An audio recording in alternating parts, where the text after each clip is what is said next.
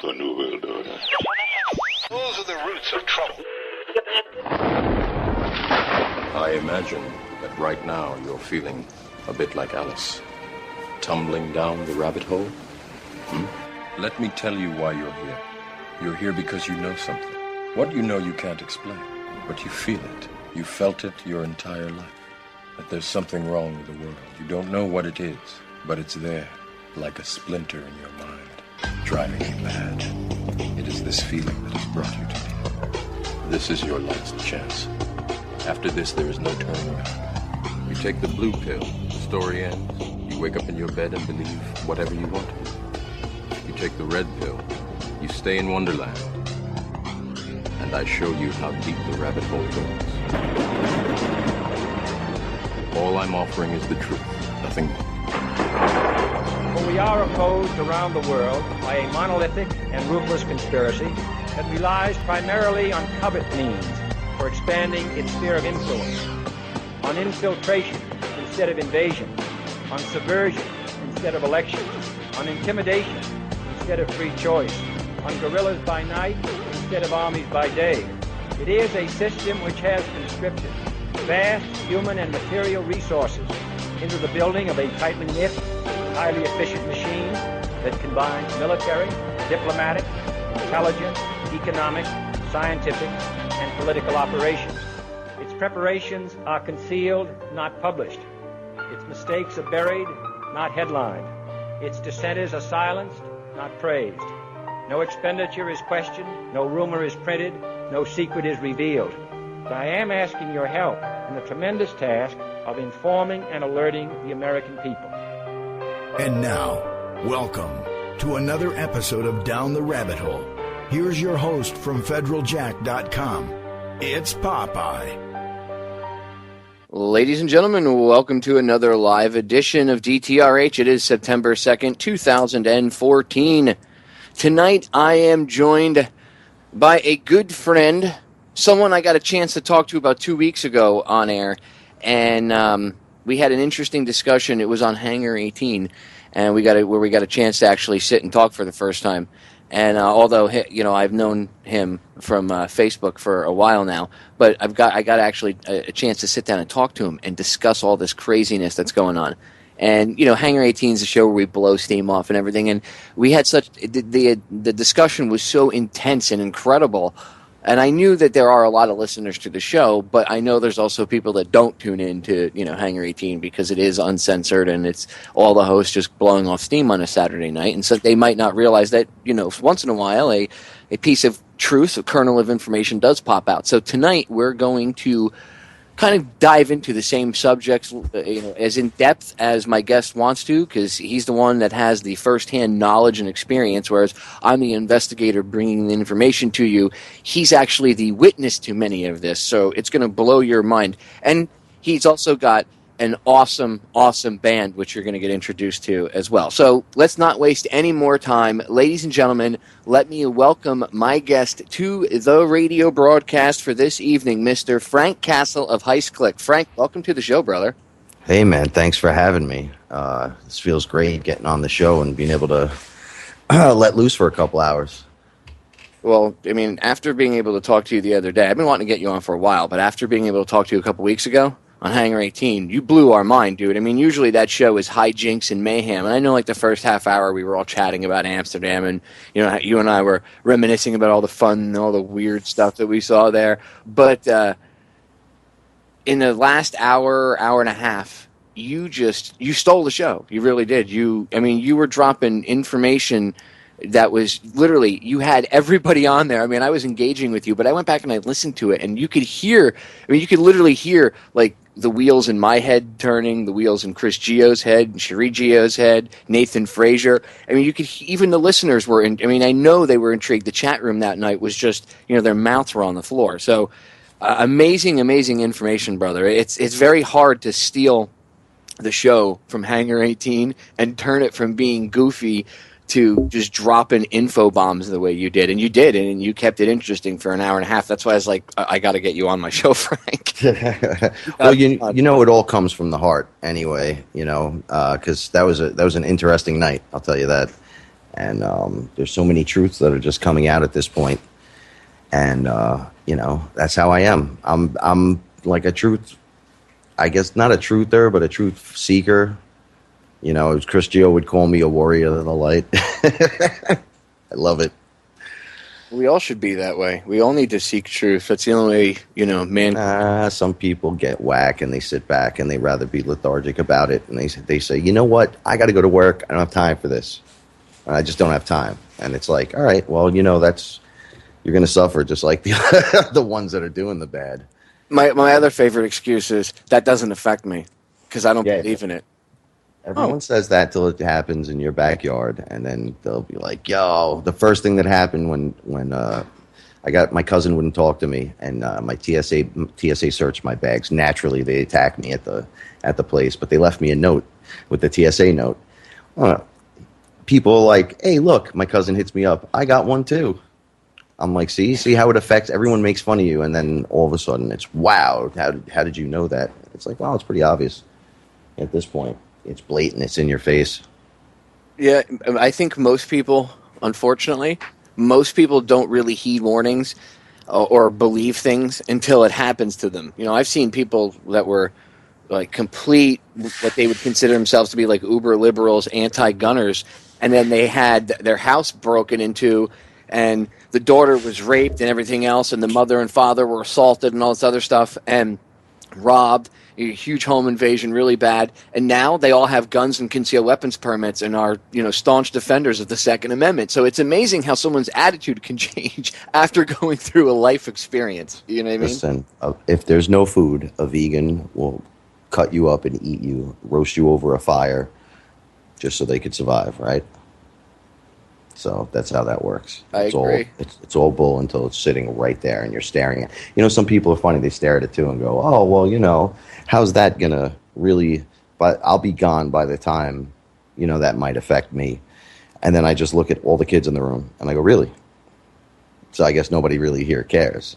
And then I smile. I try not to break chops too much because everybody, just from the way I look, when I walk into a room, they're already like, oh, God, here we go. And, it's kind of weird as it is. So I let them hang themselves on their rope, and then I just drop some knowledge bombs and run.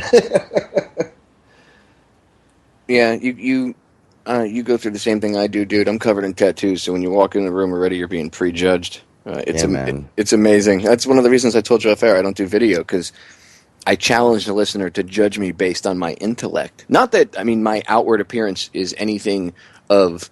I don't have horns or anything, but I'm covered in tattoos. And some people might look at me like, oh, he's just some tattooed thug and doesn't know anything.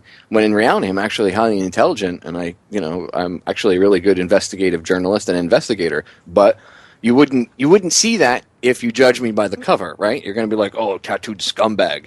So doing radio, it just challenges the listener to actually pay attention to my intellect. And then you don't care. Once they get to know who I am, they don't care if I've met older ladies that were in like their 80s that were listeners of mine before, and they love my tattoos, and oh, it's so beautiful and pretty, and they pet my arms and stuff. Oh, it's so nice. So, and like, they don't care. Whereas I'm sure if they didn't know me before that and they saw me, I'm sure maybe at least half of them might have been a little bit more judgmental. So you know how it is, dude. I do. You know what it is? Oh, I get the excuse. Oh, he's a rapper, or he's a rock guy, or whatever. He's a musician. I come in the room, so right away I'm being judged from all those weirdo angles, and then I just sit there, and then I only say things that'll light up the crowd, and then I just leave. No ego, no nothing. Get everyone thinking, and then make them think it's sexy too. That's a whole nother thing I get into. I try to make all waking people up and being, intelligent and whatever. I try to make it fun too. I'm trying to bring that back to make it socially acceptable to like have 20 people around, smoking blunts or having a couple of beers and talking about it. And then people going, wow, that's intelligent and sexy. I think I'll go home with them tonight. Yeah, but that's what needs to be done, because that's what they did to us, right? They hijacked. Yeah, that's exactly what they did. I'm doing to them the same thing. You're using their technique against them. You're taking you learned their playbook, and now you're twisting it and using it for good. That's what we need to do. I know. I wish people would listen more often. I try to put it out there, but we got some things in the works like up front, I just want to throw it out there for artists, because I know we're going to get into a little bit tonight.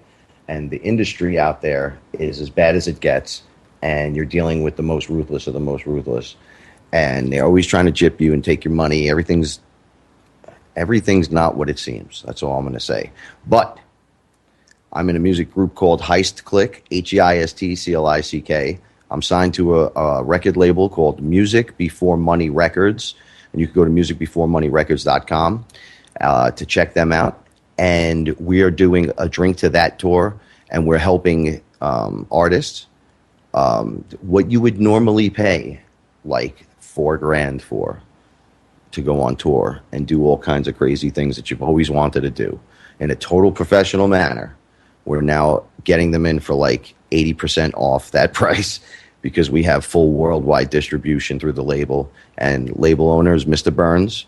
So that's my partner in HEISTCLICK. And we have take a look at what we post up. You could find us at HEISTCLICK on Facebook or musicbeforemoney.com. We're giving artists the chance to get on and start touring and getting worldwide distribution. Screw the majors. You don't even need them. We'll put you in different cities in Canada right now. But you could be an American artist and you go up to Canada and you could go on, a 7-city tour for what it would cost you, like $4,000 for, plus hotels and everything. We're doing it for like $600, $680, and we're giving you 3 years of worldwide distribution with it. So this is how we're about to pay it back. I've been on the inside. I've seen the playbook. I've seen how it works. Judo toss right back at you. Your serve, guys. So if you're out there and you're listening and you want in on it, we're opening it up because of all the garbage that goes on deep inside, layer after layer of what you will find in the music industry and pretty much everywhere else at this point. That's incredible. I mean, what you guys have gone through, I know your story somewhat, and I know that you guys have, just like many others, actually had the balls to say, I'm not going to do what you want me to do. And we're going to get into all this, the deep, dark stuff. But before we do, Frank, because I know we're going to get sidetracked with that stuff, throw out your Facebook, your Twitter, and any websites you want to plug, YouTube channels. Like, just go nuts. Give yourself shameless plugs galore. Okay. Well, you can check us out at Twitter, HEISTCLICK, HEISTCLICK. You can find us at the same place on Facebook. On YouTube, check us out, HEISTCLICK. You could go to Reverb Nation and go to HEISTCLICK Music there, and it has all our tour dates and where we're going to be. You can go to musicbeforemoneyrecords.com. You can check us out there. You can see all the interesting things that we've been up to. I just got off I toured for like 2.5 weeks with some of the guys from Killer Bees and some Wu-Tang guys and Mr. Burns and myself and True Technique and DJ Hollywood. Shout outs to Born Divine. Like, I really went all the way, and I got an awesome story because last we spoke was prior to the tour, like a few days before. And then as soon as I start the tour, what do you think happens? So we'll dig deep a little bit into that as we get into the show, because it's going to justify everything that we're probably going to talk about tonight. Awesome. And the reason why I wanted you to plug your stuff and talk about yourself for a few minutes here is because I want people to understand that you're not some dude that I met on Facebook and we became friends, and you're some random conspiracy theorist guy and, Popeye sought him out just to do a radio show and have him on and talk about the music industry. No, Frank's a musician, and he's been in the music industry for quite a long time. 17 years. So I don't bring people on the radio broadcast to tell you stuff that don't know what they're talking about. I bring you insiders as much as I can. And Frank's as much an insider as you can get that's actually awake and said, no, I'm not doing that. And you're gonna find out what I mean. So I guess let's start off in the beginning, Frank, because it's where the story starts. As a good storyteller, it's good to give a little bit of background on sometimes on the subject, the main character who's helping tell a bit of the story, which would be you. So, and HEISTCLICK is in itself part of this overall bigger story of the music industry because what you witnessed yourself. So let's start with the band itself, talk a little bit about the band's history, and then how you came into this awakening, because it all has this merge between the two. So go ahead. All right. Well, back in, like 94, '95, I was doing rock music. I'm from the Bronx.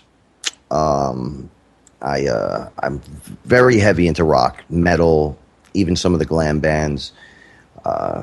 Things didn't really work out for me for a while, and I started doing security for. I did a little bit for Aerosmith. I did some for Coca-Cola, some weird gigs.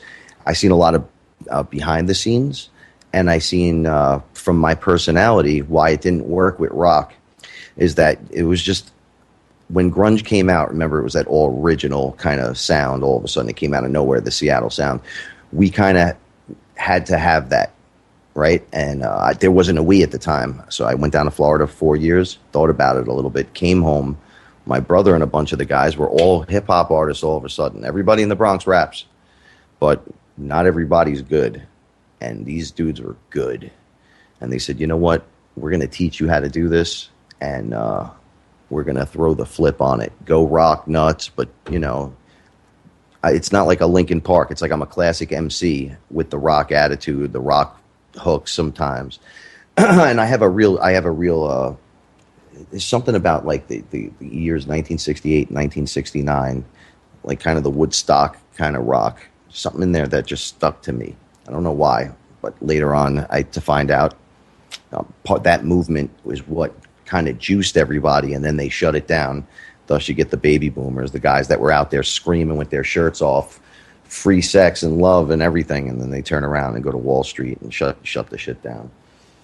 So we decided to get together, and everybody there, everybody that was friends was doing it, and we all just stuck together as a team. And the original members of the Heist were formed.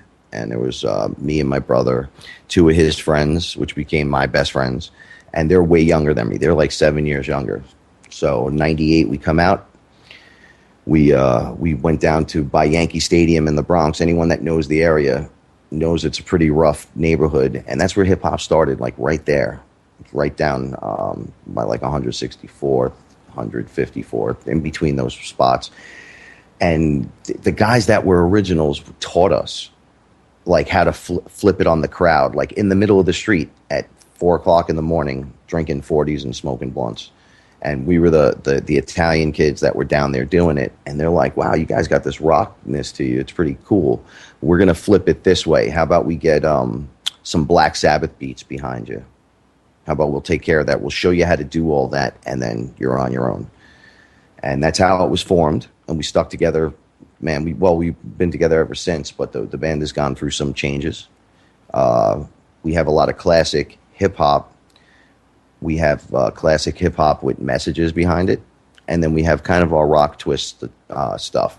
There's really no label to put us in a box, because every time I try to do something in hip-hop, I get labeled as like, before my music's listened to, oh, it's hip-hop.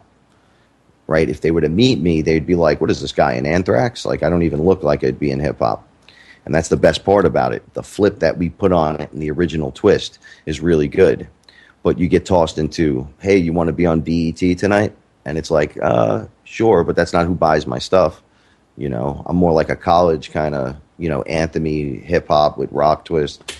And I've always got suckered into that area, which pulled us directly. At one point, we won Best New Original Hip Hop Group in New York City. We got a Jammy Award in like 2004, and things really blew up. I mean, like really fast. And the industry started getting their grips into us, and they signed me for Watchtower. And for those who know me, know that's our big song from back in the day. And they were like, "Oh, this is the greatest ever. We want to put this out." And the minute they took us in the front door, there was 16 weeks of horrible boot camp that was unnecessary and uncalled for. And hey, we're going to just get rid of these lyrics and insert you guys in a like jumpsuits, different color jumpsuits, like you're a bunch of Italian guys out on the corner doing your thing, and we're going to rhyme about girls and just the basic garbage that's going on out there. And we straight up refused. Every single member refused. And at that point, for 16 weeks of that, they ripped up our contracts at Def Jam. They kicked us out into the street, and we went out cheering into the street. No, I got to pause you for a second. What do you mean 16 weeks of music boot camp. We got about 6 minutes left before break, so we have plenty of time. What is a 16 weeks of boot? Does this include some of the things we were discussing on air on Hangar 18 with man. all the? So okay, go ahead and lay it out. I'll give you the boot camp floor. was like this. They brought me in with my whole crew, and they said, okay, we were in one of the Def Jam spots, and then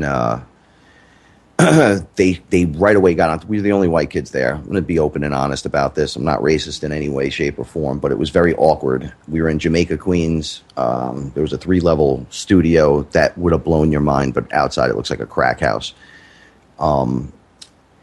We went in there. There was a bunch of us. There was other kids they were signing, and they put you through these torturous routines of, freestyle about this. And they'd have a bunch of girls come in. I'm 5'8". This girl was got to be 2 inches taller than me. Drill instructor, black girl, starts screaming at me because she didn't like the way I freestyle. So I just to throw the flip on it after she screamed at me, because I'm only a fully grown male adult.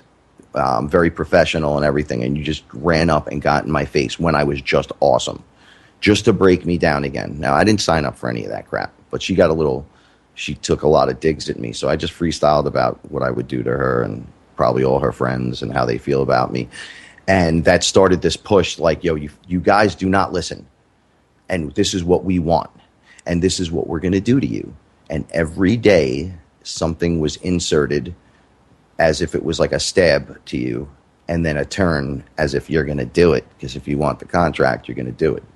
All the way up to points where it got out of control. They wanted people doing all kinds of weird crap. I watched them basically go through.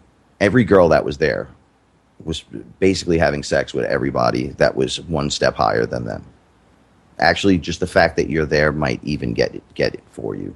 But then the guys were doing it to the guys too. I thought, but it was open. It wasn't like a closed thing. It was just like, you're going to do this and you have no choice. So when are these record executives that are coming in? And it's all different kind of people. It's all dudes that work there that you rarely see. Then you get all kinds of bull. They'd bull you. They'd be like, oh, this guy's this person. You didn't know who this was. And they'd get the girl to listen, they get 15-year-old girls up in there.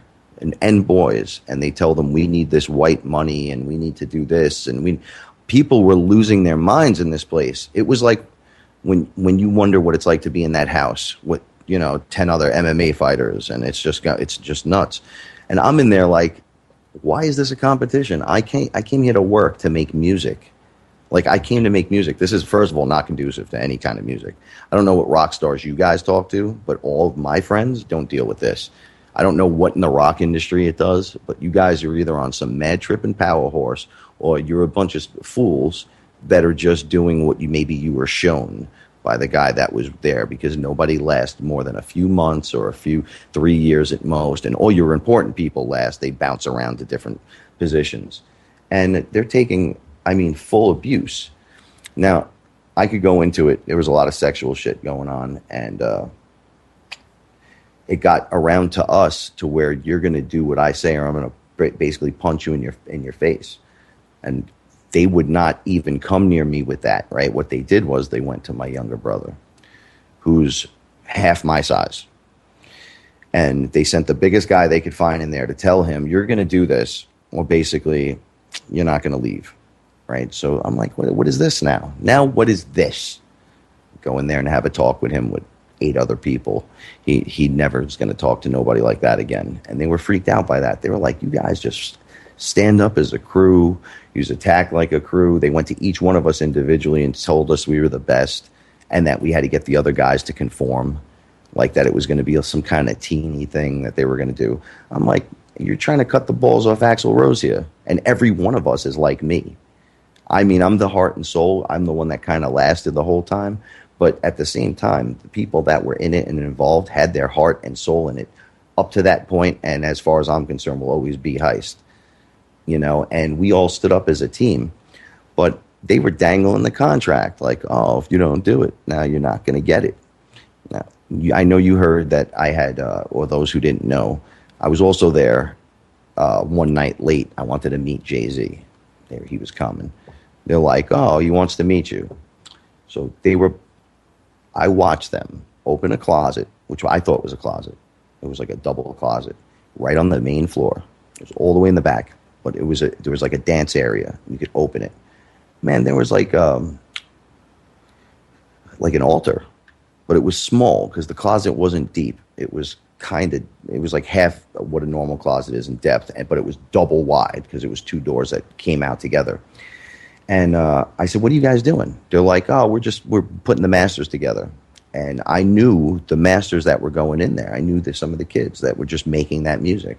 And I'm like, these were kids that were getting burnt out, some of them, like the things they were doing. I'm like, you don't need to do that, to think you're going to make money. Now, I looked at the list of the people that are coming out. We were on the list with every major artist, and we were the last people on the list, and the list was pages long. And I said, I've never seen you release more than a handful of artists a year. What is this? And then I watched them shelving artists. So basically, I'm going to put one in your rear. You're going to take one for the team and like it.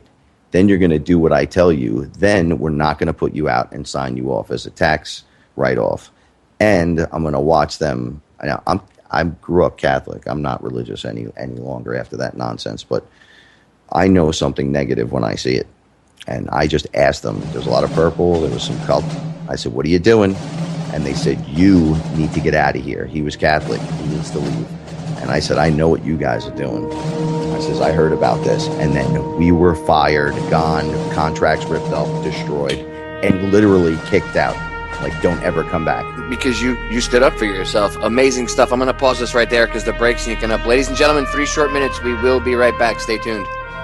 So, when we were going to break, ladies and gentlemen, Frank and I were discussing what he went through with HEISTCLICK, what he went through with his band, and what he witnessed. You heard him say he was there, and Jay-Z came in, and he saw them go into a room. He was there, and they opened up these closet doors. And you heard him say that there was an altar in there. Okay, now I'm going to play a clip, and I actually played this for Frank the first time I got a chance to speak with him about this a couple weeks ago, and he had never heard this. So here you have 2 separate people from like 30 years ago, John Todd, talking about this. This was in the 70s, the clip I'm about to play. Okay, and Frank here in 2014, and they're both saying the same thing, and it both links up to all this other information. So I'm just saying, look, you don't have to believe what we're talking about. And I don't expect you to believe in what the elites believe in, but you need to understand that they do believe in it. Whether or not you like it or dislike it, they believe in it. And that makes it real. Yeah, because it affects us in one way, shape, or form. Because their belief, just like our belief affects our reality and the reality of others around us, so does theirs. They're pushing their agenda through manipulation of the reality system that we are currently living in. Well, that's why it's called culture creation, right? But anyway, before Frank and I get sidetracked on that, because let me tell you something, ladies and gentlemen, Frank is one deep individual, and let me tell you something, he's got a brain in that head of his that is stacked with information coming from a fellow, like archivist of knowledge in your head. Like if you and I could go on Jeopardy, we would own Alex Trebek. Frank, it would be awesome. Bring a few other people with us on there, and we would own that show in, like, I don't know, a week. We could take all the earnings and turn it around and use it for good. Anyway, let me play this audio really clip. This is John Todd from the 70s discussing the altar and what they do with the master, and then Frank and I can get back into it. I sit on a council of 13 people that take orders only from the Rothschild Tribunal in London, which they claim they take their orders directly from Lucifer. I was the manager of Zodiac Productions, which Zodiac Productions, its name's been changed since then. I'm not even sure what they call it now, but it's the largest music conglomerate in the world. It owns RCA Records, Columbia Records, Motown Records, owns almost all the concert booking agencies in the United States. And that's not even the name of the company that owns it. The name of the company that owns it is Brenner Enterprises, and Brenner Enterprises is owned by Chase Manhattan. Chase Manhattan's owned by Standard Oil, and Standard Oil is owned by the Lords of London. You can track it on back. You kind of get the idea after a while. But I was the managing president of Zodiac Productions. It was one of my jobs as being one of these 13 people. Thus, I got to know many of the people who produce music and sing the music and play the music that you play. Now, one of the closest friends that I got during that time that I obtained was a man named David Crosby. Crosby, Still, Nash & Young. I saw David the day before Christmas last year, talked with him. I got him away from this witch that he had with him. He told her to go shopping. We were in West Hollywood, and I was witnessing around to people I knew. We went off in this store, and we started talking. I said, David, I'd like to ask you a couple questions. I said, I already know the answers, but I've been gone for 5 years. I'd like to know if certain things are still the way they were when I left. I said, now I'll have to explain some of this when I'm done. You're not going to understand it all unless you know something about music. I said, do they still take the master to the temple room? Dave said, yeah. I said, do they still have the coven conjure demons into the master? He said, of course. I said, now, I got to know something. What's the main reason for rock music? He said, come on, Lance, you know what the reason is. I said, please, David, I don't want to guess. Tell me what the main reason is. He says, the same as when you were in, so that we can play spells on people that we couldn't cast spells upon. I'll explain what that means in a minute.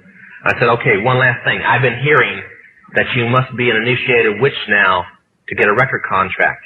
He said, that's right. He says, many of us that weren't total witches have to be witches now in order to produce music. I said, thank you. The master is a tape about as big as the top of this podium that looks like an overgrown 8-track that the album is cut on and is placed in a machine that produces and presses the records and the 8-tracks and cassettes that you buy. After it's been recorded, it's taken in. This is why a master is cut months in advance before it's released. On the full moon, it's taken in to a temple room about the size of this auditorium that is in every one of the major music companies, behind locked doors up in the executive offices. And it's placed on an altar sitting in the north of the room and a pentagram engraved in the floor. And 13 hand-chosen witches and wizards and a coven come in and conjure a principality or a power up, usually Regia or something like that, and order him to tell the demons under him to follow every record and every tape coming off of that master. As I tell many Christian parents, you can go home and count your kids' records, probably yours too, and count how many demons at least are there. If that's too hard for you to believe, I'm sorry. That's why they do it. Now listen to me. This is why rock music's addicting. Have you ever seen kids that got rid of their music? They go around like this. They can't wait to find a rock station somewhere and they sneak off just like getting a cigarette or a fix because it's addicting. That's why they can't give it up. The rest of the conversation was this. You can't cast a spell on a Christian, but you can get a Christian to cast a spell on themselves. If you give the permission for the spell to work, being a Christian won't block it. And rock music is not just a song. It is supernatural music that which is carefully designed by their spirit guides or familiar spirits in the form of spells. Now, although the devil's music's power is the music and God's music is the words, much of the songs are written in what we call witch language. Give you kind of an idea. Many of you talk on a CB, unless you know what a smoky is, and a 10-4, and a front door and back door and rocking chair and these type of things. You don't know what you're talking about. Same with witches. When you're in the first and second level, you have to learn over 2,000 words that said by anybody else mean something totally different than when you say them. Elton John has said he's never written a song or sung a song that wasn't in witch language. And I want to show you something. See how many kids in here, be honest, and adults.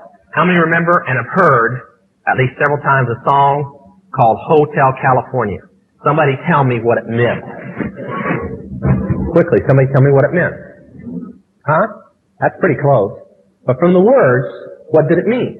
Well, that's more of a guess. See, most people can't tell you. That's why when people do drugs and they listen to songs in which language, they get some of the meaning. But most of the time, they can't tell you.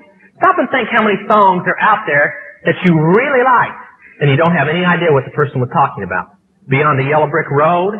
How about The Destroyer by Kiss? Can anybody tell me what it's about? Kiss said in it, kids, kill your parents. They're talking about Helter Skelter. Beatles sung Helter Skelter in which language? Nobody knew what it meant. Manson did because he belonged to the process. Helter Skelter is a several thousand-year-old word. Most of the music is either about Helter Skelter or a place called the Night Winds, which is what Hotel California is about, and different doctrines of witchcraft. You listen to them, your parents let you listen to them, and they have no idea. Kiss openly bragged how they were gaining control of people through their music because the people played their music. They told how they didn't form their own group. Their church, because they were ordained ministers of the Satanist church, placed them together. And that's how most of the music is done. David Crosby, when him and Crosby, Still, Nash & Young produced the record 2-Way Street, They ordered the principality of Medivh to order demons of rebellion to go into the record, and everybody that heard it would be rebellious against law and order and government. And it was one of the reasons for the great upheaval in the 60s was that one album, and they take open credit for it. How crazy is that?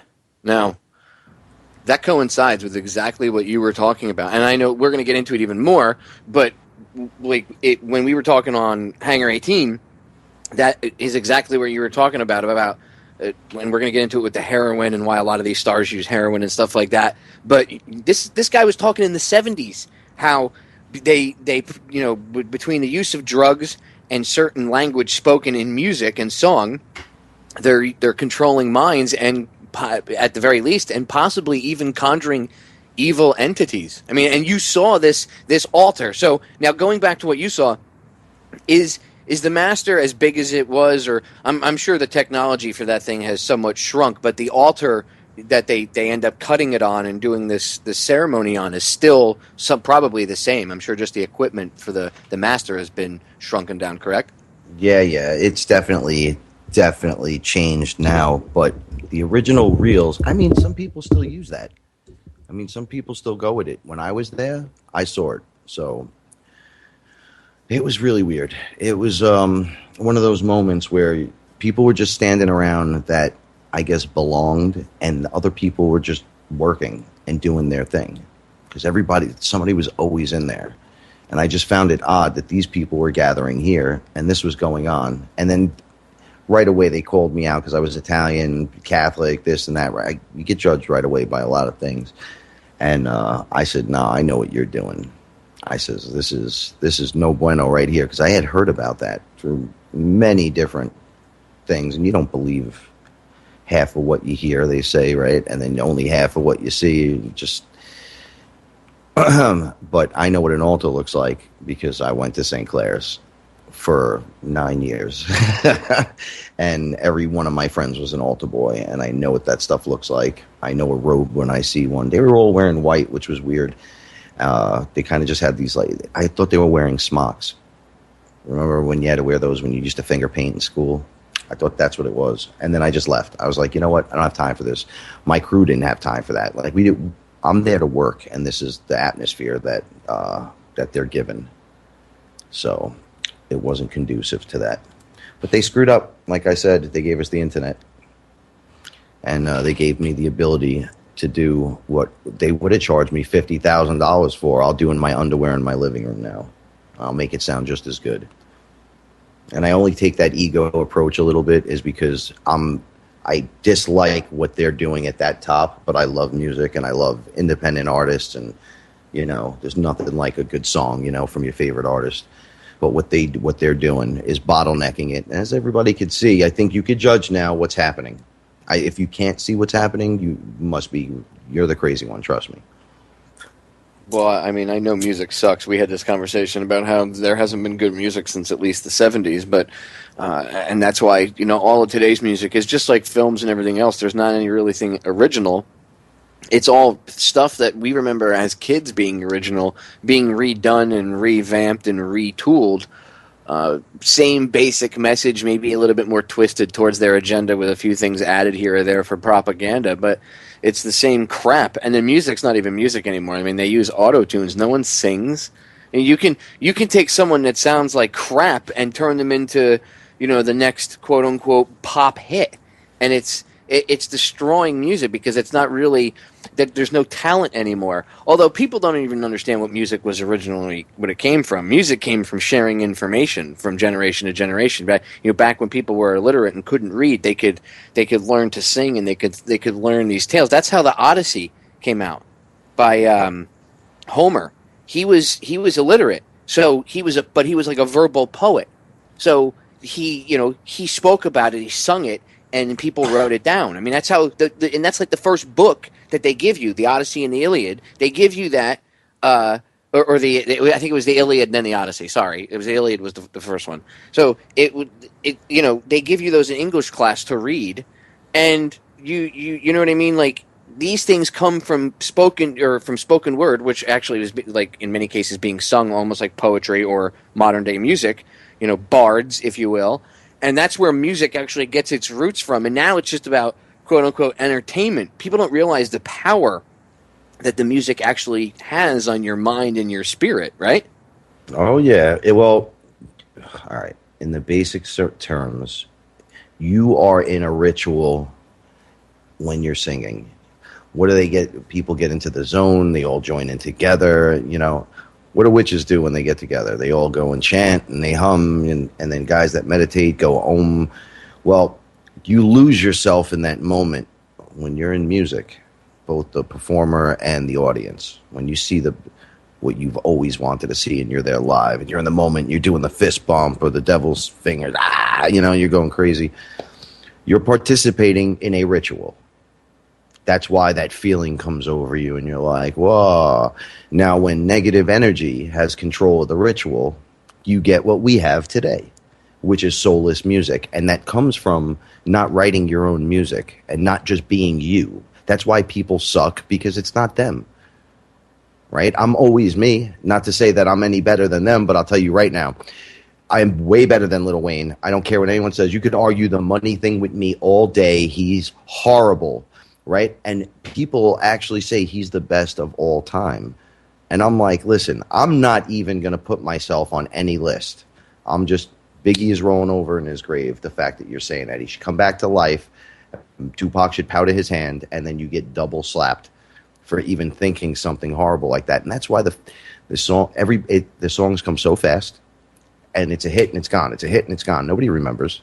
Everybody remembers the good songs, though. Oh, I remember that one. There's no more killer band that just always does it. What do you get? You get Nickelback, an overproduced group. Well, I have 30 producers. No wonder why the song sucks. Everyone's got their hand on your song, telling you how to stand, how to sing, how to move, how to rap, what to say, when to say it, how to move, how to look at the camera. Oh, my God, give it a rest. How about you just write your song and have you and your band or group perform it? Right? That's why the music today absolutely is horrible.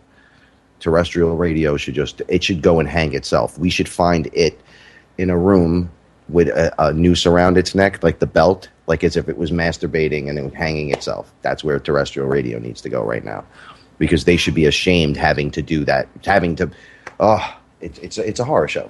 And they bottleneck all the good independent artists. So I'm not even going to argue for myself. I know all the bands out there that are in my circle that are just awesome.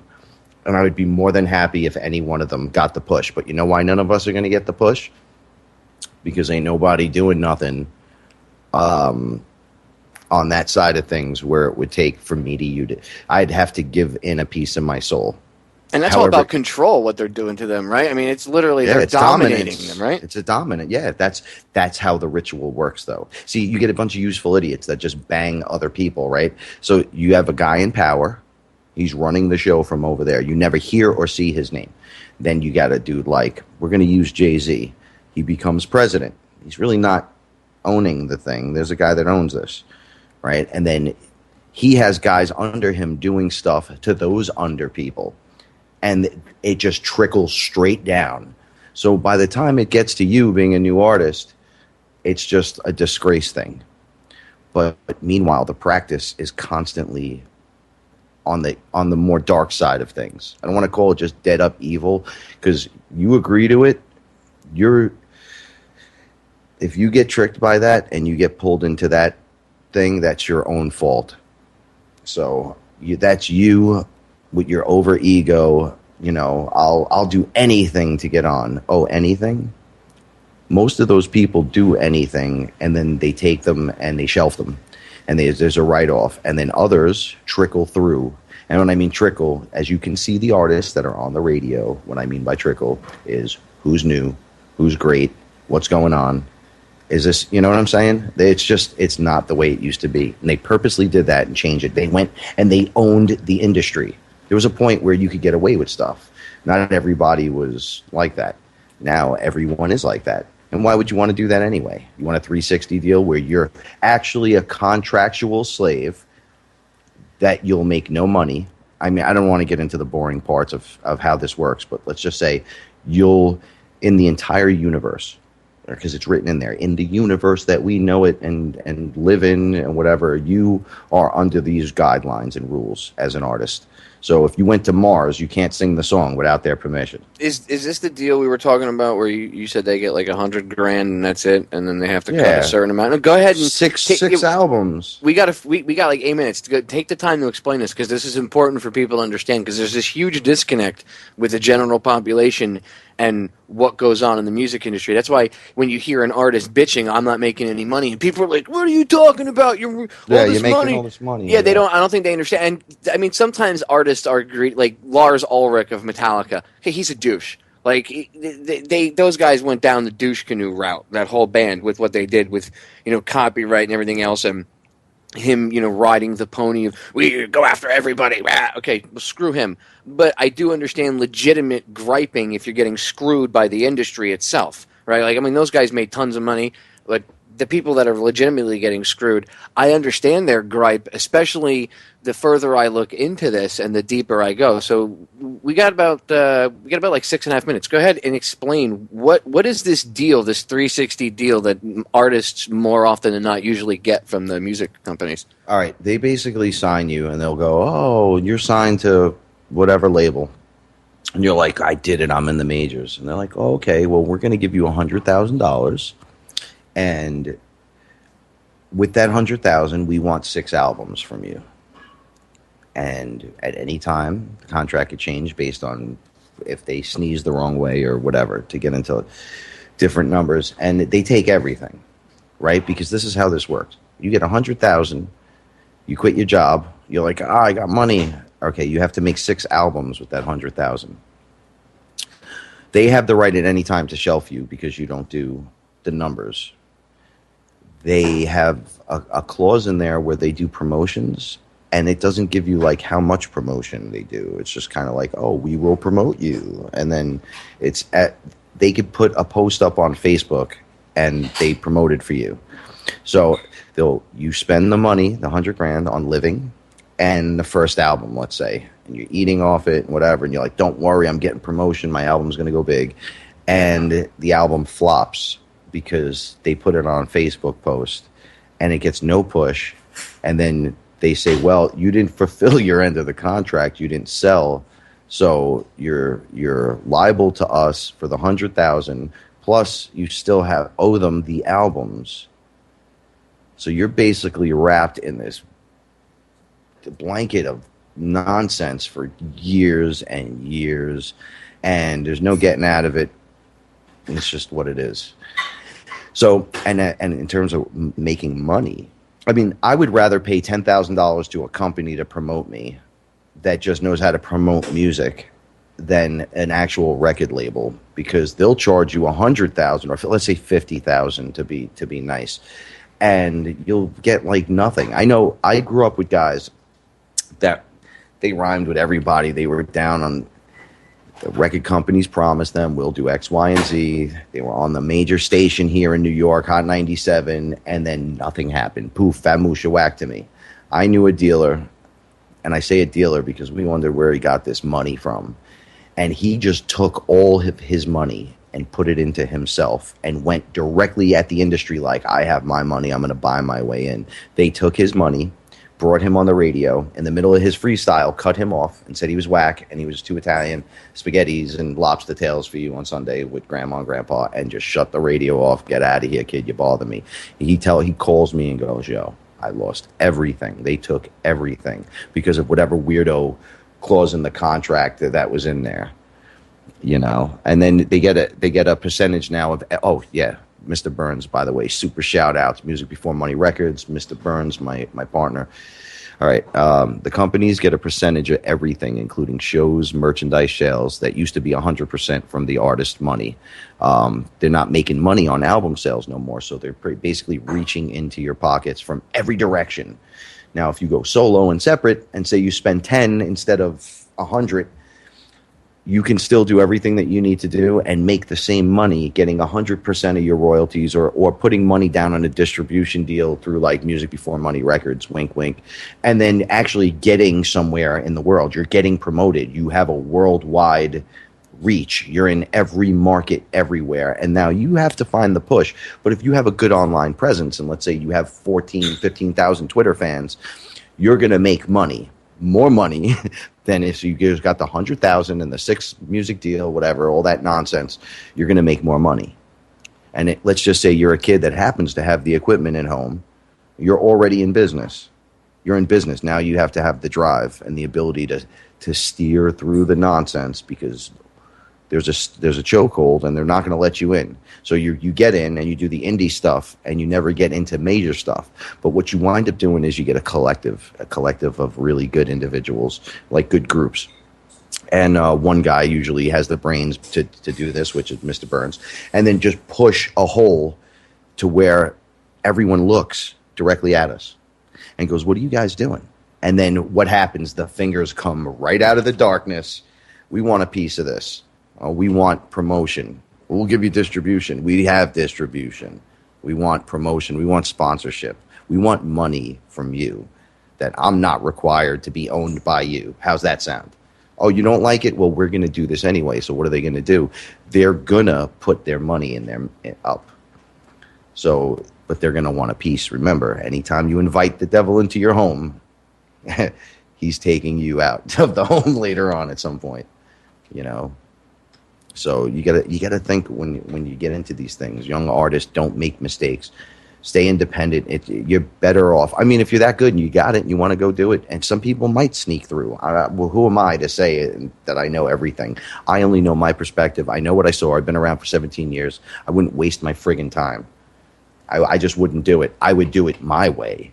Remember, your way is what sparked, people that made the computer and the car, and people that dream big and make comic books, that dudes like me read and get their morals from them, because going to Catholic school, they caught beatings and didn't know why Jesus was so loving and God was so loving, but Sister Stabile could punch you right in your face. Just made no sense. Oh, yeah, so, I caught rulers across the hand multiple times. Yeah, I got punched in the face a few times for just asking questions. I had teachers that were ex-nuns, dude. Like, they were former nuns, and we were in public school, and I still got the ruler across the hands. Multiple occasions. I mean, I'm talking the old, not those plastic rulers from the 80s. I'm talking, we had the old wooden rulers. Yeah, the school board rulers. From, like, the 50s with the metal ends on it, and they would always manage to hit you with that little metal bracket right on the knuckle, and they would always nail you in between the second and third knuckle, or excuse me, the first and second knuckle, and they would wham right on the top of your finger there. Sometimes they'd nail you by the cuticle, but it was usually in between the first and second knuckle, that first, section where it bends. But yeah, that's okay, don't worry about it. You ask a question, smack, corporal punishment. Anyway, break sneaking up, 3 short minutes. We're going to get right back into it where we're leaving off. Don't go anywhere. Check out HEISTCLICK. Ladies and gentlemen, we are back with hour number 2 here on tonight's live edition of Down the Rabbit Hole. I am your host, Popeye from FederalJack.com. It is September 2nd, 2014. Tonight I'm joined by my friend Frank Castle from HEISTCLICK. Go check the band out. I'm going to have him shamelessly plug everything one more time in a second. If you missed the first hour, go back in the archives and check it out later on when it's available. Interesting stuff. We're pretty much exposing the dark secrets, the dark underbelly of the modern day music industry and what really goes on, the stuff that you don't know about. And there is a connection to the control of the masses, the manipulation of society. That's why they call it culture creation. The Satanism aspect, the connection to the powers that shouldn't be. So it's very apropos, as they would say, and it's very significant to be discussing this. I know maybe some people might be like, the music industry, but if you heard the first hour, if you're just tuning in, trust me, you won't be disappointed. And if you heard the first hour, you're already on board. You know what I'm talking about. So, Frank, before we get into it, shamelessly plug anything, social media, any upcoming events, websites. Go ahead. I'm gonna just tell you straight. We're gonna bring it back around and let you guys know that we're breaking that reality down. Okay, and this is a shameless plug, but at the same time, this is for you, kind of like the artists out there The people that want to get this experience that can't because major labels want to put a choke down on it. You know, you gotta, if you believe in yourself, you gotta put money into yourself. And Music Before Money Records, you can check them out, musicbeforemoneyrecords.com. Shout outs to Mr. Byrne. We're helping the artist do shows like a full tour, right? And they're broken down by piece, by sections, like 2 weeks here, 2 weeks here, 2 weeks here, week off here. So it's called the Drink to That Tour. There's 4 phases of it. Go to musicbeforemoneyrecords.com. Check it out. You guys sign up with us. It's like 80% off what the majors would be charging because they charge you out of that 100,000 too. That's another thing. So if you're going to play Ozfest, it's 50,000 to perform. So how about no? So that comes right out of that money. You know, now you got to hope that you go there and sell T-shirts, but now they take 38% of your T-shirts, and then they take 49% of your record sales. Why don't you just do it yourself? Get out there on the road, meet the fans, get good social media going for just a quarter of the price that majors are charging. You'll get the same experience. Or you just want worldwide distribution, you could come check us out. Don't forget to look me up on Twitter. It's at HEISTCLICK, HEISTCLICK. Don't forget you can find me there on Facebook, and then I'll hit you from there as Frank Castle, because there's like 50 Punisher guys, and I'm the Frank Castle right in the middle. And you can find us on Amazon and iTunes. And honestly, if you like the music, please support it, because this is how we live. This is how we put bread on the table. So, you know, and it's all from the heart. You know, nothing that I do is gangster or garbage in any way. But I will wake you up with anthems and awesome stuff that would get your chick ready to rock and roll. So with that in mind, you know, show some love and come check out HEISTCLICK, maybe on YouTube, HEISTCLICK. Check them out. I support them. Frank's a good guy. They do good music. I when you were talking about Anthrax earlier, that's what I was thinking the same time. I was like, yeah, they're kind of like Anthrax. It's like a mixture of metal, and I get you could fit in with hip hop a little bit, but it's like this mixture, you know, more I would say more rock metal, but still enough mixture of the two that you can appeal to various audiences. So that's kind of interesting. Now, actually, I want to ask you about that, because there's this whole manipulation of society thing, and I'll ask you about that in a second, about appealing to mass audiences on a different level and why that was done. But before we move on from the Satanism thing, I got to bring up one last thing: the Rain Man. And this is an interesting thing that keeps coming up in multiple artists where they talk about the Rain Man. Who supposedly is the Rain Man? I just want to say it like this, because after what I've been through, I'm not playing with no more games with the different entities that these guys call in. But let's just categorize it as demon as far as I'm concerned. You know, these guys actually do stuff like that. They call demons to protect them. I know this sounds so funny and so ridiculous. They're like down with the dark side. Picture it, if this was a Star Wars movie, these guys would be like, yo, Jabba the Hutt and Darth Vader are the best ever. And, you know, we support them fully. And, you know, think of it like that. And you'd be best, you know, because then Darth Vader shows up and he protects you with a lightsaber. I mean, that's how it works. I swear that's how it works. I've been talking about this for so long that I go on tour right after I talk to you, 2 days later, and you know what was going on, what I was doing. I opened my third eye. I go on a spiritual walk with my brothers, and it tells me what's going on. And it's like I knew it already, but this was like super hyper detailed. And what's the first thing that happens the minute I leave the nest and go into the real world where it really gets deep? They bring me and sit me down and start talking to me about my birth sign, my birth date, when I astrologically fall to be part of the perform. We heard you did this, so we want you to call this entity over, and it's going to protect us from what they're using against us. And I'm like, oh, whoa, time out. There's none of that going to be. Nothing like that's going to happen around me. I'm going to explain why. What I was told was that I wouldn't when I'm around, that won't work. That's basically how that happens. And I was curious, why is this done? And they said, because they're using it against us. Why would we not protect ourselves back against them? And my only answer was, why would you bring a demon or whatever to fight a demon or whatever? Now there's two of them. Why are you guys playing with that? And at that point, nothing really worked for them. Their guy complained a little bit, like, no one wants to do anything. And I'm like, well, I told you, when I'm around, it's not going to work. I shine way too bright for that mumbo jumbo. Like, I'll keep everybody here safe. Don't worry about it. And everybody was cool. It was great. Everybody became super tight, and everything worked good. And that one guy that does that stuff was not so good.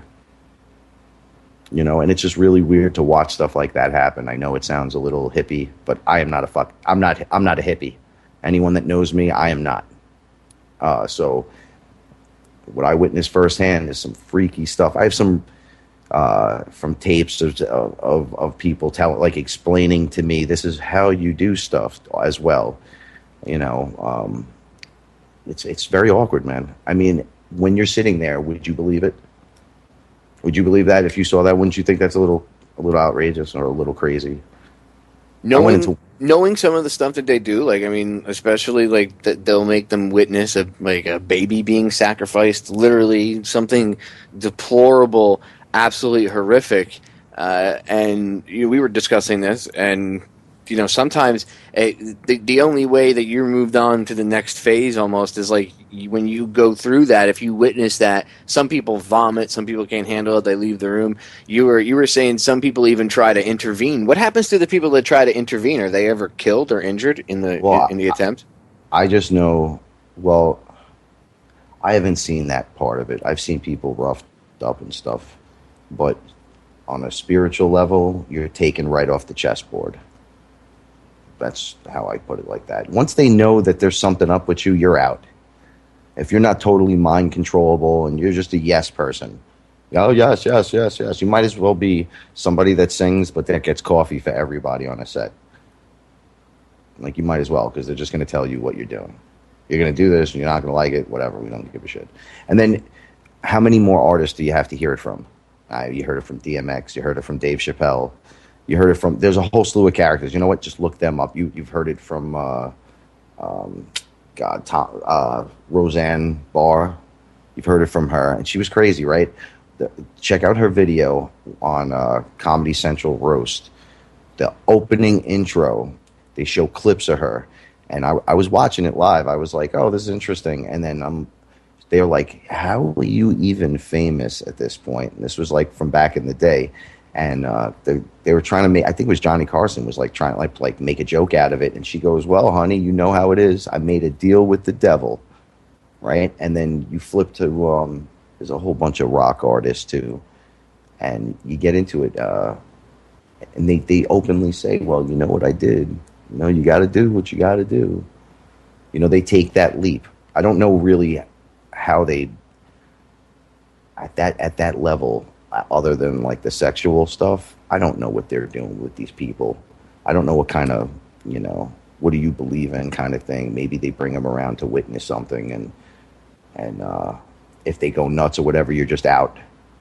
Maybe they would put someone out. Who the hell knows at this point? Everybody's a useful idiot, though. Everybody gets to the point where they think they're the shit, and they're not, because there's a guy signing your checks. If somebody's signing your check, you are not even close to the top. I'm just going to be honest with you. And you got to stop thinking that other people are going to do for you, because that's how they play off of you, by the way. They know that you want it so bad that you'll do anything for that one moment in glory that is so empty and not worth it. How about a whole bunch of little glories that lead up to a big glory? How about building it for yourself? Waiting in line and down in New York City so you could sing on TV is kind of depressing and cute at the same time. I would kind of see it if it was for like little kids, where people are stampeding like it's a Walmart on Black Friday for this one shot so everyone can see them. Why? So you could post that on Facebook when you're fat and 40, and that's the only thing that you've ever done in your life, which, by the way, you didn't do, because there's a million other people that had it. It just so happens that conglomeration of people just picked you and said, no, you're doing it, whatever. And you're like, but these other people sing so much better. Right, because it has nothing to do with that. You call it politics if you want. Just say it's politics if you don't believe in it. If you don't want to believe, like, the fact that they believe in it, it's real. See, that's the problem. They manifest because that's what they want to do. And then with that intent behind it, they're passing it on to you. And there's this fear-based, oh my God, I'm shaking because I'll do anything. They got you. You just got. And in terms of like The Rock back in the day, you could tell which ones were involved and which ones weren't. It wasn't every single one of them, but man, I started looking back recently. And like they were just talking about Helter Skelter, and the first thing that popped in my head, Motley Crue.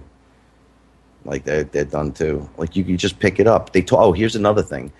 I'm talking to these guys, and they talk in code in the songs. They got mad at other artists for overdoing it, that people didn't understand the lyrics. I remember listening to the song and going, wow, that's like pyramids and, right angles to the, lines within lines and rods to the sky. I'm like, this guy is talking about sacred geometry and whatever. And they were like, how do you know that? I'm like, what do you mean, how do I know that? It doesn't matter how I know. What are you doing? Like, I have this weird approach on people that are doing stuff like that. Like, do you know what you're handling right now? And don't look at me like, because it gets overboard. What you do now is going to reflect on you. Right. Well, a lot of them are ignorant and they're arrogant because they think they know what they're talking about, but they really don't. And then you become a willful participant in whatever it is they're trying to do to you. And if they're not trying to do some satanic ritual and it's just some guy being a complete jerk, then you have just submitted completely to a total bully.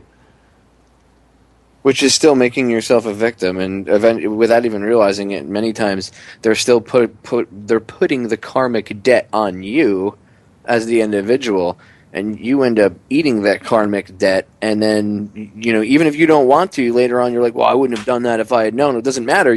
That's not the way the universe works. You partook in it. Ignorance of the law doesn't justify as a defense. It doesn't work in universal law, and it doesn't work in man's law. Maybe that's where they got the idea from when they came up with the law here. Anyway, it's just, it's crazy, dude. And just the stuff that we were talking about. That's why I'm glad that you were willing to discuss this, because there's so many people that won't talk about this, or if they do talk about it, they're afraid of being taken, like they're conspiracy theorists or they're crazy or anything like that. It's not like that. It's not like that. I'll look at this. This is going to be they're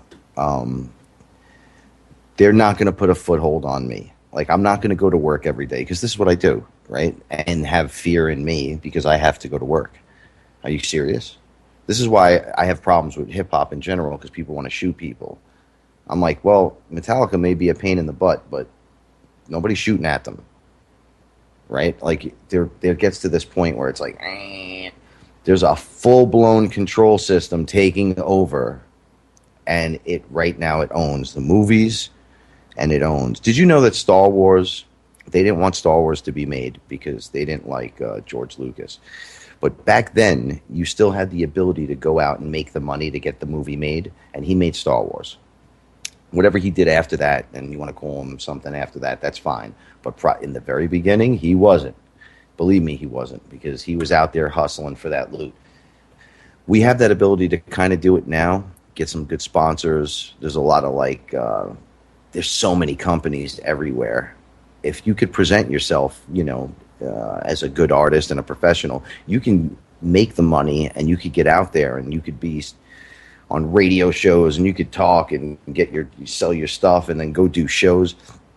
Just like us, like we're offering, like the package tours. What would you rather do? One show, let's say 10,000 people where you sing for 10 minutes, or would you rather do like 50 shows and have like up to, let's say, anywhere from like 50 to 150 people at every single show, a variation of in between. But they're not going to be gigantic venues. But every single one you're going to go is like that. And you're going to be here, then you're going to be here, then you're going to be there, then you're going to be all over. Would you rather have that? Are you looking for one big moment, or is this your career? What are you looking to do? Because if you go the side of it, like I know a few of the guys that are like career artists that They're really good, but they live on your couch, you know? But yet they're working with the hottest, whatever. And I tell them, you don't see what's going on? You're a pretty boy. You know what happens next, right? And they laugh at me, and then they disappear for long periods of time. And then something's going to happen, it's going to happen, but then it doesn't quite just work out. I even talked to, one night, just for like a minute, I talked to Jerry Cantrell. I went to a show down in the city, and we started talking. And he's like, there's 300 people at the show. To imagine Alice in Chains, there's 300 people at the show. And that was like, that's squeezing it. And he was like laughing, like, I can't get the people, you know, it's not like that anymore. And I'm like, man, you don't have to tell me. I started out, we were getting 550 people a show, 1,000 people, and it dwindled down to, you do shows where there's like 2 people sometimes. Sometimes there's nobody there. It's just you guys and like the bartender. And other times it's ridiculous, and you just got to push through it. But it's not worth submitting to the ultimate system of corruption for one moment, because what's going to happen is it's just going to drag you down. You see these people getting ugly anyway. They have to go for all kinds of augmentations for their body. Mentally, they start doing stuff like Kabbalah and this weird kind of yoga, and then their music is, you watch their video, and all of a sudden there's symbolic messages across it. Like, you know what's funny, though? The artist has really nothing to do with that. Like, everyone's like, Katy Perry, whatever. I guarantee you, she probably knows, but she's not in charge of any of that. Like, that's their ideas. They're putting that out. Lil Wayne is like that because they want that to be there. Well, you know, you were talking about the symbols in music and stuff and rock, and you went back in the 80s and you were looking at like the glam rock bands and then the Motley Crue and all them. You know who from the 90s, remember the club music in the 90s? And I can't remember, I think her name was Solange. No, it's not Solange. What the hell's her name? She the song is the Rhythm of the Night. But I can't remember who sings it. But if you look up the video, go watch the video. Now, with your third eye open now, right? Go watch the video on YouTube when we get off air, and you're going to hit me back up and be like, holy crap, Popeye. I swear to God, I was randomly looking through 80s music one night, just sitting here. I was taking a 45-minute break, and I was just going through some music, trying to compile like a list to play while I went back to work on YouTube. And I was going through 80s music, and I saw The Rhythm of the Night, and I was like, oh, I remember that song. I was like, it was kind of catchy, and I clicked on it. And it was like the first or second link I clicked on. And, you know, the universe works in mysterious ways. It opened up, and I'm watching the first 30 seconds of the video. And I see all these esoteric symbols and stuff being flashed. And I'm, but just enough that you're seeing them, but they're in and out in like a half a second to a second. But it's there just enough for not only your subconscious to pick it up, but your conscious mind to pick it up. And throughout the whole video, it's just this chick dancing around singing the song in different locations with all these different signs flashing in and out of the video. And I'm like, what the hell just happened in my mind? Was I just mind raped? Like, I literally felt drained. And I realized, and I kind of say it laughing, because at first it hit, I was a little stunned by it, but like I said, by the end of the song, I shouldn't say I was stunned by it. I guess I was surprised that I didn't notice it until now, because I remembered the song back then, and I was aware of the Illuminati and stuff back then. But it was, I guess, not all of us were on that awakened level yet, right? Where you could see it with, I say I have the Hoffman sunglasses on permanently now from They Live, so I can see everything. I see Neo, I see what Neo saw, the Matrix Code, so it's much different now. But as soon as I saw it, Frank, I was like, what? How did I miss this the first time? So then I spent like the next hour and a half just going through 80s music videos, everything I could remember, like of that genre, that pop, clubby, culture-y genre from the 90s. And, dude, all of that stuff was just cake with it. Remember a group called KLF? Yeah.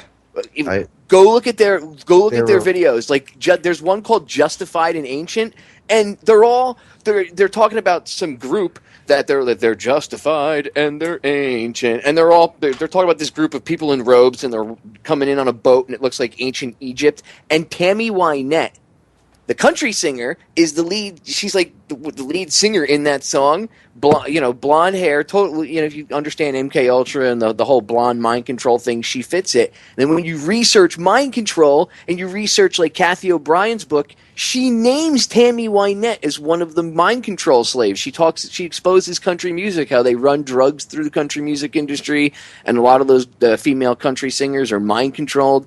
And if whoever they're married to is usually their handler, just like Russell Brand with Katy Perry, and it goes on and on and on and on and on. But then you see this song, like now having all this information, right? I go back and I see this video and I'm like, oh my god, it's all pyramids.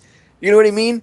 Like you can't just say it's just gimmicky, Popeye. No, it's not just gimmicky. There's something more to it. There's a reason why this band. I mean, where's KLF now? Do you know where they are? I certainly don't know. They seem to be like one-hit wonders, right? They came out of nowhere, really popular, all these flashy music videos with all the special effects, and then poof, gone. Where the hell they go? Just like what you said. They come in, they do their thing, and they go away. Poof. Because you are useful for what you are just useful for. And by the way, controlled opposition is Russell Brand. They run both sides of the gamut. I'm going to explain how this works because people still don't believe it. They have to tell you what they're doing to you, and you have to willingly accept it and deal with it. So the fact that you just deal with it, you're still participating in the ritual. And when you go, well, I don't deal with that nonsense, it doesn't concern me, that is participation in saying, no, I'm down. Like, you have to be not part of that. Oh, God, it's a living ritual that goes on at all times. I know that sounds funny, but how else do you think all these ridiculous things go on and all these people are in charge? And do you think everybody's crazy? Do you think DMX smokes that much crack? Like, all right. By watching the symbols, it keeps it in your brain in the back burning, right? And the fact is, you could manipulate the matrix code. There are people that have done it. Enough people believe in something, it happens, kind of. It really works that way. They get you watching it, singing the song. It's been blessed the wrong way.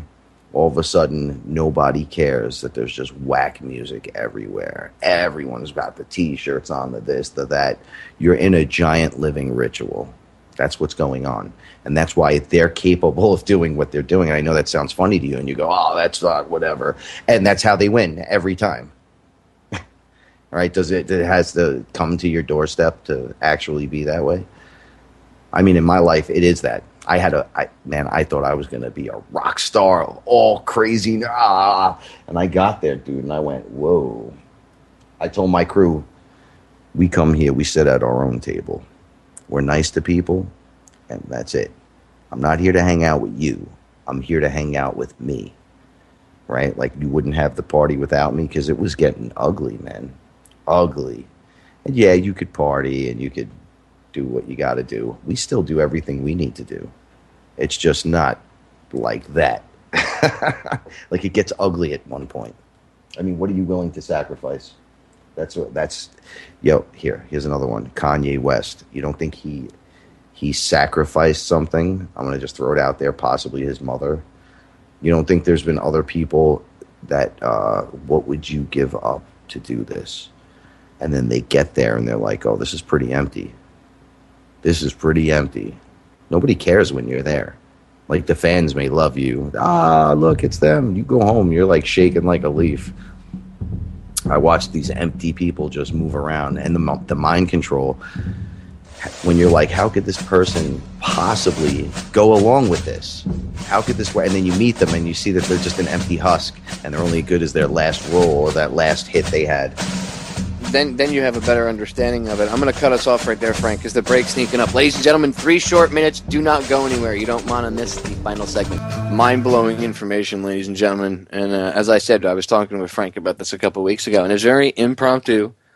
We just all got together on an episode of Hangar 18 on Saturdays, the uncensored, steam-blowing off show here, whatever you want to call it. That's really a horrible description, but whatever, our pressure relief valve, I guess is what you could call it. And when he came on and he was telling us all this stuff, it was just, I mean, as I said, Hangar 18 is usually fun and jocularity and screwing around, and there's not much intellectual value. I mean, sometimes we talk about real subjects, but, it's like if you were hanging out at the bar with us, and Frank came on and just stole the show with this information. I mean, and it was a little bit more raw because we were all cursing and stuff a little bit more, which is, it's fun to be free and uncensored like that. That's why we do it once a week. But, I mean, the stuff he was telling us is just mind-blowing. I mean, literally, it made my jaw drop. That's why I had to get him back on. He's going to have to come back on. Frank, you're going to have to come back on again because obviously one show is just not enough to pick your brain, not only about this, but, I mean, all this stuff out there, especially since now, like, you've had this awakening and you're on this next level of your journey. I'm interested to see, your analysis of things in the future, too, with this new set of shades or eyeglasses, so to speak, that you have. We were having an interesting off-air conversation about stuff that you witnessed yourself, and you can get into that as much as you want. I don't want you to, feel free to talk about that as much as you want. Cover it. Oh, well, I think I actually touched on this before. Like I was, all right as I left Denver. After this was like almost a month and a half ago. It was right after I spoke to you on Hangar 18. Right, I stepped out and I couldn't stop talking about what it looks like with my new glasses on. How's that? If that's a way to say it. And I've already been putting a lot of good things into practice. But then doing this, what I was told and what I seen during my experience was a little much to take in. But at the same time, I dropped my ego a long time ago, and I have this really great sense of fantasy and childhood fun still in me. And it allows me to like kind of soak some of this in. And then when I talk about it, it's almost like I saw this fantastic movie or something. And oh my God. So a lot of people had to hear me talk immediately following what happened. So I was there was like popular artists from a 90s group. And it was like the inner sittings of what was going on. And I was just pulled in to talk. They had listened to me talk nonsense now for a couple of, like 24 hours straight. Like, oh, I can't believe this. Oh my God. So they're like, it's like, what's going on. And I'm like, no, I know what's going on. Like I was so eager. And then their spiritual guy, their advisor, which was weird to have a spiritual advisor. I guess people have that. Usually they're priests or, a guy like Mickey from Rocky, get up, Rock, something like that. And this guy was trying to get me to say a name of an entity from Saturn. I know that sounds funny. I know as crazy as that sounds. Okay.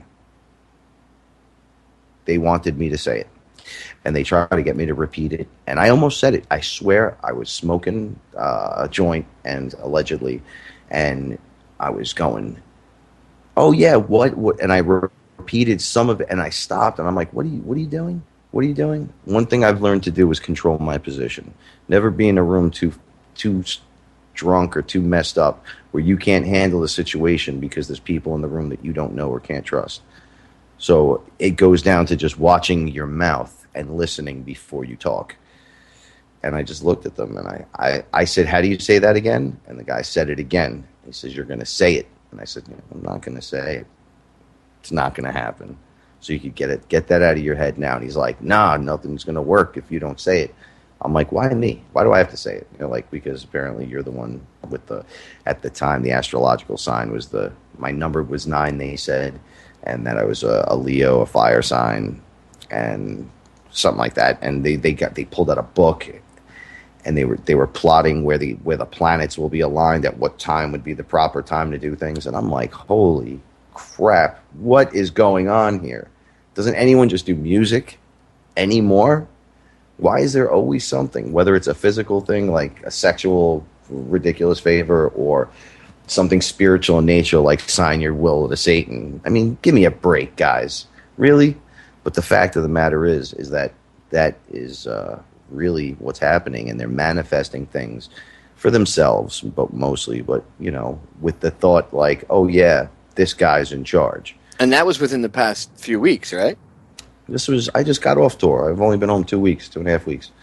So I was out there with them for a while. So the last time I spoke to you, just a few days later, and when I spoke to you, it was after my first night. I went another 2 full nights. I'm doing all kinds of interesting spiritual stuff. And I saw so much confirmation and more. Like when you talk about the matrix and the code, and I saw it. I actually saw the code break down. See, it's not ones and zeros like that. It's atoms. It's shapes of atoms. Now, nothing I say take to the effect like, oh, well, Frank knows, so that's the end-all, be-all to it. Absolutely not. It apparently affects and does things differently with each person.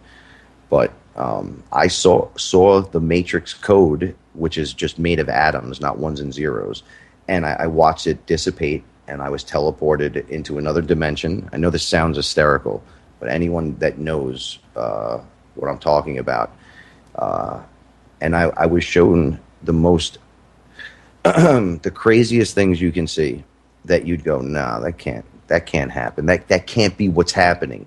And you're like, well, you've seen this, and this. Why can't that be possible?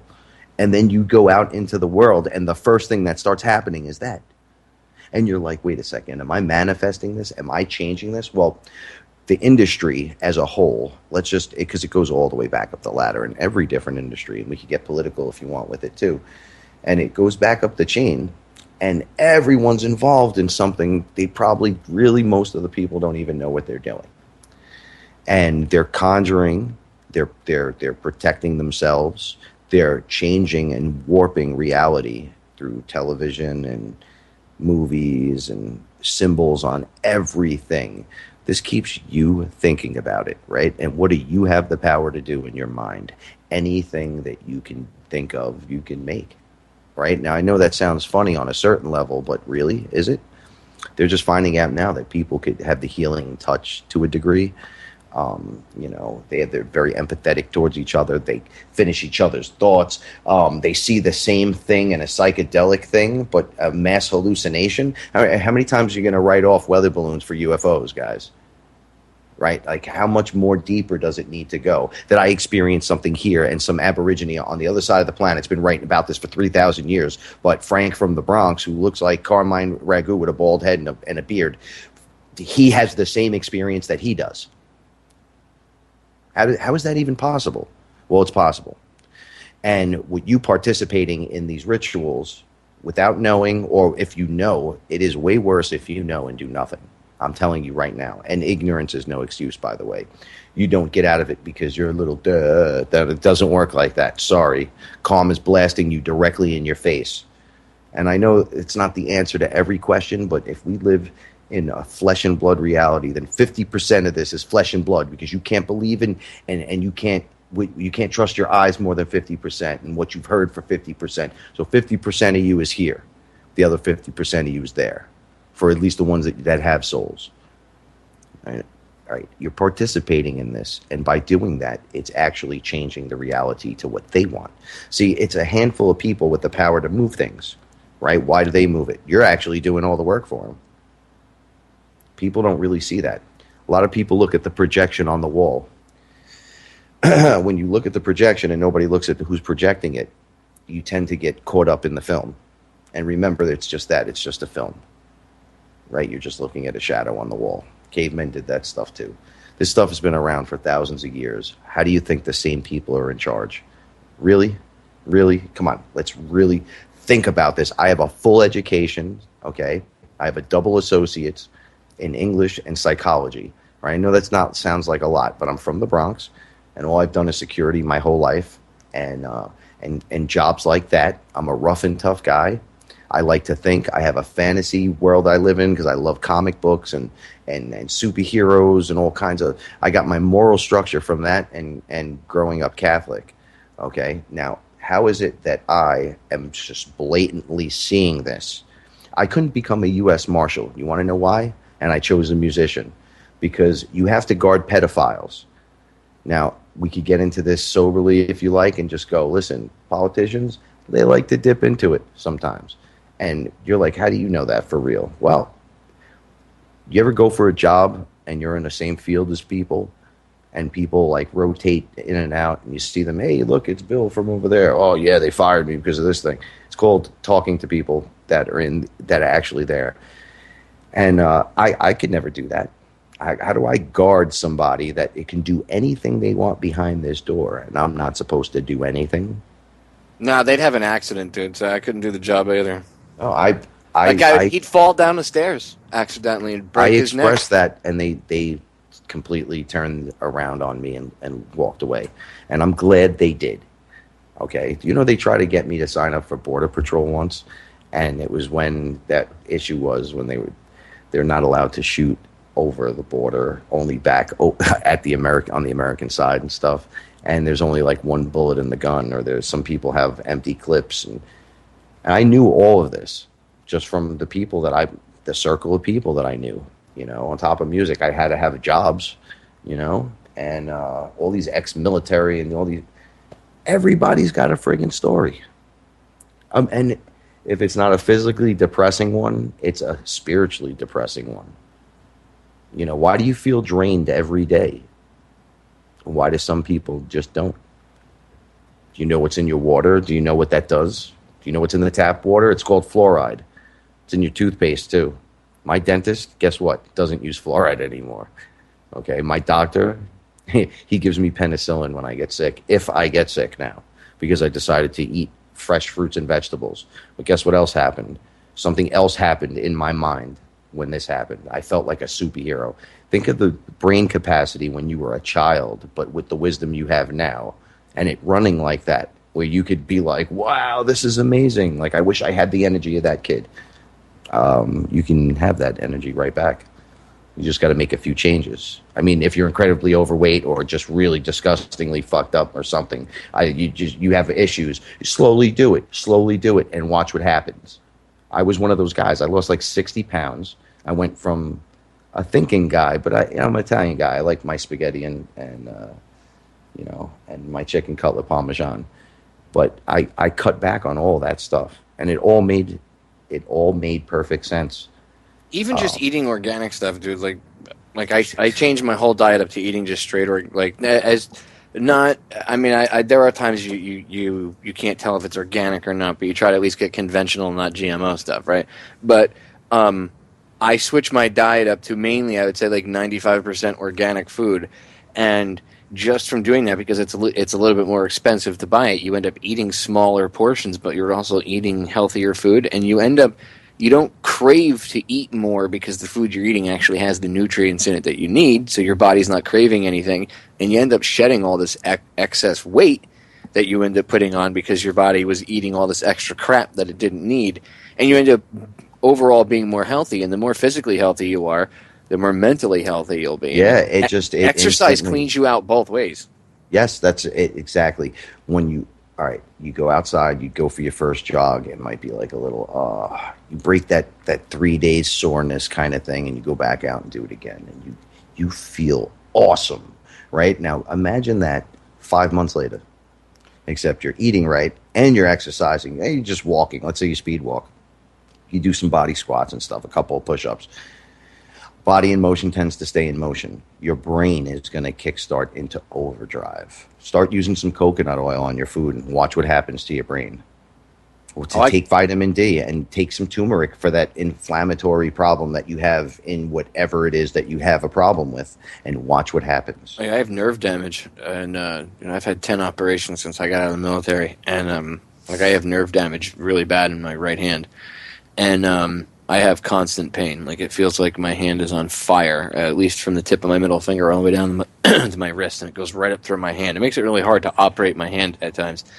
And, no matter what they give you, narcotics, it never really makes it go away. It kind of just dulls it out, but then you get hooked on that stuff. So I would just take nothing and just work through it and suck it up. And even the surgeons and the doctors would be like, dude, take something. Like, what are you, a masochist? And I was like, no, just, I'm not into this. I don't want to, I don't want to take pills. So I started looking up, turmeric and other natural stuff, and I made my own homemade adobo mix because I like Spanish food, and I cook a lot. So I made my own homemade adobo because the regular adobo has, which is Spanish seasoning, has GMO and what do you call it? That other crap, not aspartame, the other MSG in it. So I didn't want to put that in there. So I get all organic ingredients and I make my own. And put one of the ingredients in there is turmeric. And there's a few other things, like I put cayenne pepper in there, which is also good for you, and a few other things. And when I literally put it on everything I eat. I mean, everything I eat, I sprinkle it on. And the reason I do it is because, just like they used to in the past, I use the herbs and the spices as, natural medicine. And honestly, I'll be around somebody that's like coughing their brains out and sick, and I don't get sick. And I'm not boasting or patting myself on the back, but it's because I give my immune system what it needs to kick the crap out of whatever my body comes into to play with. And I find that really got boosted when I started eating a lot healthier. And then you're exposed to all the microwaves and everything else. And then on top of it, like you said, sometimes you think differently, you act differently. Going back to that, there was an interesting point you brought up when we were talking about the frequency, and I know this has been discussed, but the frequency that music is even recorded on is a frequency that's used to, it's on the same, correct me if I'm wrong, but isn't it the same frequency that the human mind operates on? So it's done that way on purpose. That way it's more easy, or it's easier for them, I should say, to get you into the music and then control you? Well, what they do is there's two frequencies. Off the top of my head right now, I know the the demon frequency, we'll call it, but call it whatever you want, right? That's like 5-something gigahertz. The universe is actually at 400 and something gigahertz. Don't quote me. Just type it into Google. Ask for the God vibration, the God frequency, and the demon frequency. Just look at the two separate ones. Your brain works on an electrical current. It can be manipulated at a frequency similar to the current. Current has a frequency too, and they just tune it in. If it's at the sound of the universe, it's one thing. If it's the other sound, which is what it's going on now, this is my opinion from what I know up to this point, and I'm learning more and more daily. So I'm not afraid to go back on something if it's, if I say and then it's not like that. But you're participating in bringing stuff through. That you're manifesting it. There are things out there that they call them demons. Some people they're like the aliens or whatever, spiritual wise. Ask your grandparents if they're still around, or even your parents. Any immigrant from Europe would know. There's little hand symbols, and they put little hexes on you and stuff. A lot of people would swear by these things. I know my grandmother did. She's like, "Don't you be giving the eye in the house." What do you mean giving you the eye? Now it makes, so many years later, it makes total sense what they were doing. The old Italians were putting hexes on people, and to kill the karma from coming back to get you, and threefold by putting something on someone else.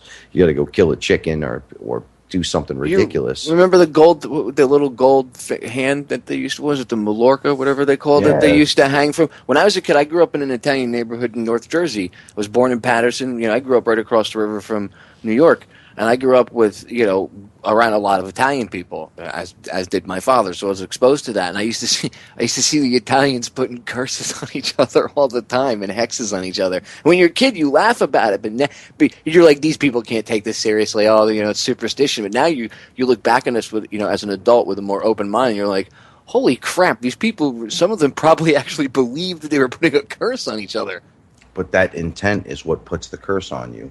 It's not like some monster that comes out of the deep. It's you. It's that person. It's the intent is so strong. And then you offer to the universe something. Well, it's like the simple lesson learned from the movie Nightmare on Elm Street. Freddy Krueger's the evil monster, right? And he comes to you, he can kill you, he can do whatever he wants, but only if you fear him and give him that energy and give him that power. So you have to give the negativity, the hate, that evil energy, whatever you call it, you have to give it the power, whatever the power may be, whether it's your fear, whether it's whatever, you have to empower that, even if you're doing it yourself, and it reminds me of that story of the two Indians, the young Indian, and he's talking to the old Indian chief, and he says, hey, there's these inside of us, and this is the Indian chief, he says there's two wolves inside of us, a light one and a dark one. and they're constantly at a battle with each other. And the young Indian looks up at the chief and says, well, which one wins? And the old wise Indian chief looks down at the young Indian and says, the one we feed. So, I think if you feed into that too, that you have to give up a part of yourself. Again, they're tricked into it, but ignorance is really no excuse. And there has to be a certain point which, you see them sacrificing a baby or something like that, and you're like, okay, there's got to be a line where your conscious mind is like, I really wonder what it takes. Look, on a spiritual level, just to not point fingers at people, because the conspiracy goes so deep and it's so winding and it's so annoying at this point. What do you think 9/11 was? Right? What do you think the war is that's going on right now? You really think it's for oil or something? Like, are you on crack? Like, this is a spiritual warfare. They're murdering children by the bucket load, right? And you think, oh, well, it's war. It doesn't matter. They're murdering women and children. Do you know in history books what that falls into that category? Not just war, right? It's when they were just in biblical times. They would murder every firstborn. Everyone in that house gets it. There will be no more. It's a slaughter on a biblical scale, minus the religion. It really is a war for your mind, because you have the internet. The tools have been given to you. You could be dumbed down, but there are people here to help wake you up. If you do nothing at that point and you hear it and whatever, listen, I might not be 100% right to you, but I bet you there's at least 10% in what I said somewhere in there that makes a little sense to you, which will get you thinking on your own accord, and then fine, have a nice day. Wake up any way you want. Believe any way you want, but don't do that. There are people, if bombs were going off here, what would you be saying? At that point, you'd just be like, oh my God, I didn't do nothing. You didn't do nothing. I'm sure the people over there didn't do nothing. It's just them doing it to us. There's a reason for it. It all always points to the same reason. It's not aliens. It's not UFOs. It's all us mixed in there with probably some more of us and an ET here and there. Think about it beyond the beyond, right? They're winning your soul, man. They're going to make you line up to get shot, and you're going to want to. You're going to run out in front of it like it's American Idol. And bop, whatever that shot is. They might not physically actually shoot you. They might do something ridiculous. Keep you in control in some way. Let's see, put a chip in you. I don't know. They're changing things in the school so much these days with kids. It's just okay maybe to tase an 8-year-old. Maybe. That's okay. And anybody else see they're wrong with that? I'll tell you what, dude. If I had kids, this is one of the reasons I don't. Because if I had kids and some D-bag resource school officer, I don't care if they have a badge or not, whatever, tased my son, I would. Come on, man. Dude, I wouldn't. I might not react right away. I might wait. I might wait a week. When the guy's at Dunkin' Donuts, one day I'm just going to walk up and knock his jaw right off his face. But do you know in the universe, look, he does that. The karma goes out there. The big part of the system, the machine, it laughs because that's them getting more power now. But you going back and like tasing him in the nuts, although you'd be wrong in society's eyes and they'll lock you away, you'd be right in the eyes of karma. Dude, I'm sorry, but you'd be balancing things out totally. Yeah, exactly. Dude, I saw that shit. I saw how it works. I understand the whole idea of turning the other cheek, but sometimes it's like that song, The Coward of the County, the old Kenny Rogers song. Like the guy tried to lead a good life because his dad was a prisoner and he was trying, or a convict, and he was trying to be a good guy, don't get in the trouble I did, and then they rape his wife, and he walks into the bar, and they're all like, "Oh, you coward!" And he goes to turn around, walk towards the door, and they're all laughing, and he stops and he locks it, and then he turns around and he cleans house, and he said at the end of the song, "Sometimes man's got to do what a man's got to do." Exactly. Sometimes you just got to whoop a little ass when necessary. And, that's one of the reasons I don't have kids, dude. If that was my child, I would react extremely negatively to that situation. I mean, to say the least. So back in the day, okay, and I'm not talking that far ago. I'm talking 20 years ago. If a cop did what he did now, okay, like just openly, there'd be mobs of people beating the crap out of him. I'm not saying to do that. I'm just saying, look what it's progressed to. And It's I'm like not Stockholm syndrome. That's why they do things progressively, a la frogs in the pot method. That way, because if they did it, see, back then, if they had done that, what they're doing now, people would have revolted. God. But now we're to a point where it's like, okay, it's all good. Frank, I got to interrupt this because the end of the show is here. So I'm gonna have to have you back on, brother. Thank you so much for coming on tonight. Dude, I could do this all day and all night. Well, thank you for having me. It's an honor, man. Ladies and gentlemen, check out HEISTCLICK. I promise you, you will not be disappointed. Frank will be back on sooner rather than later, I promise. Until tomorrow night, like I always tell you, the solutions to our problems are an inside job. Be the hero that you all have inside of you. I know you all have the capability of doing it, so be the hero. I love you all. We're out of here. Peace.